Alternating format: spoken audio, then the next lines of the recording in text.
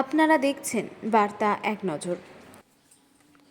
দিনহাটায় 28 বাংলাদেশি অনুপ্রবেশকারী আটক। গভীর রাতে গতকাল দিনহাটা রেল স্টেশন সংলগ্ন এলাকা থেকে 28 জন বাংলাদেশি নাগরিককে আটক করেছে দিনহাটা থানার পুলিশ। গোপন সূত্রে পাওয়া খবরের ভিত্তিতে পুলিশের একটি টিম নাইট পেট্রোলিং চলাকালীন ওই এলাকায় অভিযান চালিয়ে তাদের গ্রেপ্তার করে। পুলিশ সূত্রে জানা গেছে, আটককৃতদের মধ্যে 11 জন পুরুষ, 8 জন মহিলা এবং 9 জন শিশু রয়েছে। প্রাথমিক জিজ্ঞাসাবাদ তারা জানিয়েছে যে কোচবিহার সীমান্ত অতিক্রম করে তারা অবৈধভাবে ভারত ভূখণ্ডে প্রবেশ করেছিল। তাদের সঙ্গে কোনো বৈধ নথিপত্র ছিল না। দিনহাটা থানা সূত্রে জানা যায় যে আটকদের বিরুদ্ধে ফরেনার্স অ্যাক্ট অনুযায়ী আইনানুগ ব্যবস্থা নেওয়া হচ্ছে। একই সঙ্গে তাদের ভারতে প্রবেশের প্রকৃত উদ্দেশ্য এবং তার পেছনে কোনো মানব পাচার চক্রের হাত রয়েছে কিনা তা খতিয়ে দেখা হচ্ছে। এই ঘটনায় এলাকায় চাঞ্চল্য ছড়িয়েছে।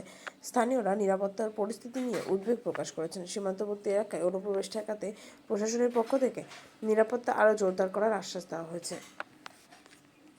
হ্যাঁ, প্রাইমা ফেসি এরকমই আমাদের হচ্ছে যে এরা they wanted to cross the border. কিভাবে যাবে কিছু জানা গিয়েছে? কোনো দালাল ওগুলো এখন জানা আছে না, আমরা কালেক্ট করে তারপরে আপনাদেরকে জানাবো। বিভিন্ন জায়গায় তো বাংলাদেশিদের একটা ধরপাকড় চলছে, সেই জন্য কি ভয় পেয়ে ওরা হতে পারে, তদন্ত করছি, হতে পারে, কিন্তু এরা যে রুটটা আমি আপনাকে বললাম ওই রুট দিয়ে এরা এসেছে। এরা কি ইনফিল্ট্রেট করেই ভারতে ঢুকেছিল এর আগে? দেখুন, অনেক সময় আগে ঢুকেছিল, তো হতে পারে যে ইনফিল্ট্রেট করেই হতে পারে, কিন্তু সবকিছুই তো এখন তদন্ত চলছে, তারপরে আমরা স্পষ্টভাবে আপনাদেরকে বলতে পারবো। স্যার কি জানেন কিভাবে ওরা বাংলাদেশে যাওয়ার পরিকল্পনা করছিল? তো ওগুলো আমরা তদন্তের পরে আপনাকে বলতে পারবো। এখনই জাস্ট একটু আগেই রাত্রেই তো অ্যারেস্ট হয়েছে, আমরা তদন্ত করছি, তারপরে আপনাদেরকে ডিটেলস জানিয়ে দেবো। কোর্টে ফরওয়ার্ড করা হবে রিমান্ডে নিয়ে? হ্যাঁ, আজকে ওদেরকে কোর্টে ফরওয়ার্ড করা হচ্ছে।